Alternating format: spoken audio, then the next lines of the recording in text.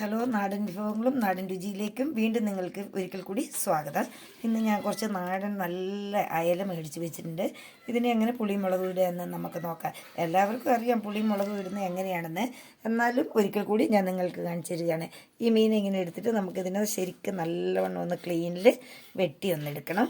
മീനെല്ലാം മുറിച്ച് ഒന്ന് ക്ലീൻ ആക്കി കൊണ്ട് വെച്ചിട്ടുണ്ട്. ഇനി ഇതിനെ നമുക്കൊന്ന് പുളിയിടണം. അതിന് വേണ്ട തയ്യാറെടുപ്പുകളാണ് ഇതെല്ലാം. എന്തൊക്കെയാണെന്ന് ചോദിച്ചാൽ, മീനൊന്ന് വെച്ചിട്ടുണ്ട്. അതിന് വേണ്ടി വെളുത്തുള്ളി, പിന്നെ ഇഞ്ചി, മഞ്ഞൾ, മല്ലിപ്പൊടി, മുളക് പൊടി, ഉപ്പ്, ഇത് തക്കാളി ഞാൻ പേസ്റ്റാക്കി വെച്ചിരിക്കുന്ന തക്കാളി, പിന്നെ ഇത് പച്ചമുളക്, ഉള്ളി, കുടംപുളി എന്നിവയാണ്. പിന്നെ കുറച്ച് ഫിഷ് മസാല വെച്ചിട്ടുണ്ട്. ഇതൊക്കെ നമുക്ക് എങ്ങനെ ആഡ് ചെയ്തെടുക്കാം എന്നൊന്ന് നോക്കാം. അതിൻ്റെ കൂടി കറിവേപ്പില വേണം. കറിവേപ്പിലയും ഇവിടെ വെച്ചിട്ടുണ്ട്. നമുക്കിതിനെ എങ്ങനെ തയ്യാറാക്കുന്നത് നോക്കാം. സ്റ്റൗ ഒന്ന് കത്തിച്ച് ഓൺ ചെയ്ത് അതിൻ്റെ മുകളിലേക്ക് ഞാൻ ചീനച്ചട്ടി വെച്ചിട്ടുണ്ട്. ഇതൊന്ന് ചെറുങ്ങനെ ചൂടായി വരട്ടെ. നല്ലവണ്ണം ഒന്ന് ചൂടായി വന്നിട്ടുണ്ട്. അതിലേക്ക് ഞാൻ സൺപ്യൂർ ഓയിലാണ് ഒഴിക്കുന്നത്. കുറച്ച് ഒഴിക്കുന്നുള്ളൂ. കുറച്ച് സൺപ്യൂർ ഓയിൽ ഒന്ന് ആഡാക്കി കൊടുത്തിട്ടുണ്ട്. എണ്ണ നല്ലവണ്ണം ഒന്ന് ചൂടായി വരുന്നുണ്ട്. നമുക്ക് അതിലേക്ക് കുറച്ച് 1 ടീസ്പൂണിൻ്റെ അത്ര കടുക് ഇട്ട് കൊടുക്കാം. ഇതൊന്ന് പൊട്ടി വരട്ടെ. കടുക് നല്ലവണ്ണം ഒന്ന് പൊട്ടി വന്നിട്ടുണ്ട്. ഇനി നമുക്ക് സ്റ്റൗ ഒന്ന് സ്ലിമ്മിൽ വെച്ച് കൊടുക്കാം. അതിന് ശേഷം എല്ലാവരും നമ്മൾ ആദ്യം ഉള്ളിയല്ലേ ഇടുന്നത്. ഇപ്രാവശ്യം ഇതങ്ങനെയല്ല. ഇതിലേക്ക് മുളക് പൊടിയാണ് ആദ്യം ഇട്ട് കൊടുക്കുന്നത്. നമുക്ക് നല്ല എരിവ് വേണ്ടവരാണെങ്കിൽ ഒരു 2-3 സ്പൂണിൻ്റെ അത്രയും ഇടണം. മല്ലിപ്പൊടി 2 സ്പൂണിൻ്റെ അത്ര ചേർത്തിട്ടുണ്ട്. ഇനി നമുക്കിതിനെ ഒന്ന് ചെറിയ സ്ലിമ്മിൽ വെച്ചിട്ട് ഒന്ന് ഇളക്കി കൊടുക്കണം. ഇതിൻ്റെ ഒരു പച്ച മണവും ഇതുമൊക്കെ ഒന്ന് പോകുന്നതിന് വേണ്ടിയാണ്. അതിനെ നമുക്കൊന്ന് ഇളക്കി കൊടുക്കാം.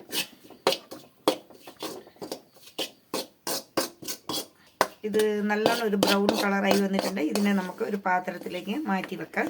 ഒരു ബൗളിലേക്ക് ഇട്ട് വെക്കുന്നുണ്ട് ഞാൻ.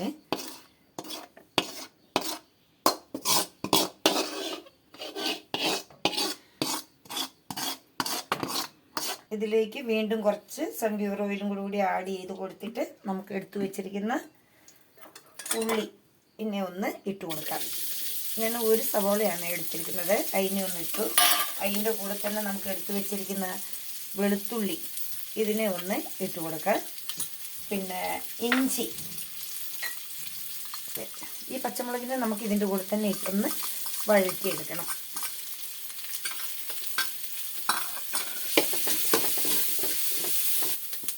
ഉള്ളിയൊക്കെ നല്ലവണ്ണം ഒന്ന് വഴന്നു വന്നിട്ടുണ്ട്. ഞാൻ ചെറിയ മറ്റ് വീഡിയോകളിലെല്ലാം കാണിച്ചിട്ടുണ്ടായിരുന്നു ഉള്ളി വേഗം വഴന്ന് കിട്ടുന്നതിന് വേണ്ടി ഒരു നുള്ളു ഉപ്പ് ഉപയോഗിക്കണമെന്ന്.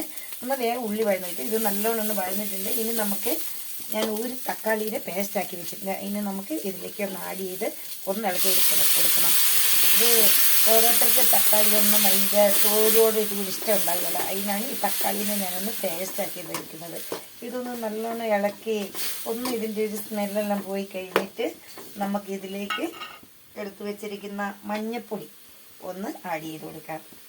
ഞാനിവിടെ 1 ടീസ്പൂണ് കുറച്ചും കൂടി മഞ്ഞൾപ്പൊടി ആഡ് ചെയ്തിട്ടുണ്ട്.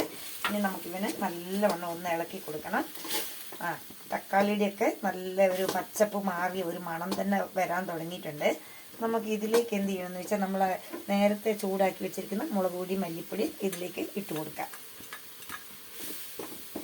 ഇനി ഇതിനെ നമുക്ക് ശരിക്കും നല്ലോണം ഒന്ന് ചൂടാകുന്നിടം വരെ ഒന്ന് വറുത്ത് കൊടുക്കണം. മതി. ഇതൊരു കളർ വന്നിട്ടുണ്ട്. ഇതിലേക്ക് നമുക്ക് വെള്ളം ഒഴിച്ചു കൊടുക്കാം. അത് നമ്മുടെ ആവശ്യാനുസരണം ഒഴിച്ചു കൊടുക്കാം. ഇത്ര വെള്ളം ഉപയോഗിച്ചിരിക്കുന്നത്. ഇതിലേക്ക് ഞാൻ നേരത്തെ കഴുകി എടുത്ത് വെച്ചിരിക്കുന്നതാണ് കുടംപുളി. ഇതിലേക്ക് നമുക്കൊരു 3-4 കഷ്ണം, എത്ര പുളി ഓരോരുത്തർക്ക് പുളി ഇഷ്ടം ഉണ്ടായാലും ഓരോരുത്തർക്ക് പുളി ഇഷ്ടം ഉണ്ടാവും. ഞാനൊരു 5 കഷ്ണത്തോളം പുളി ഇട്ടിട്ടുണ്ട്. ഇതൊന്ന് നല്ലവണ്ണം തിളച്ച് വരണം. അതിലേക്ക് ലേശം കൂടി ഉപ്പ് ഒന്ന് ചേർത്ത് കൊടുക്കുക. ഞാൻ 1 ടീസ്പൂണിൻ്റെ അത്ര ഉപ്പ് ചേർത്തിരിക്കുന്നത്.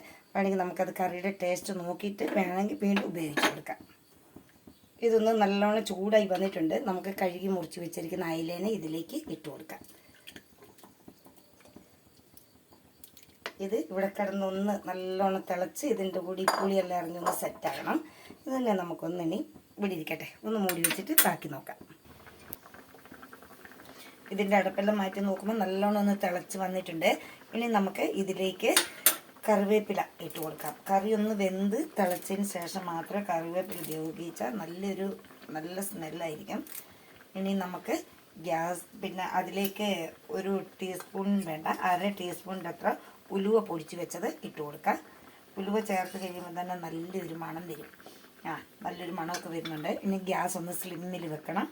അതിലേക്ക് നമുക്ക് കുറച്ച് പച്ച വെളിച്ചെണ്ണ ചേർത്ത് കൊടുക്കുക. അതിന് മുമ്പ് നമുക്ക് ഈസ്റ്റേണിൻ്റെ ഫിഷ് മസാല ലേശം ചേർത്ത് കൊടുത്താൽ നല്ലൊരു ടേസ്റ്റ് ആയിരിക്കും. ഞാൻ ഒരു ടീസ്പൂണിൻ്റെ അത്ര ഈസ്റ്റേണിൻ്റെ ഫിഷ് മസാല ചേർത്ത് കൊടുത്തിട്ടുണ്ട്. അതും കൂടെ ചേർക്കുമ്പോൾ ഈ കറി അടിപൊളിയായിരിക്കും.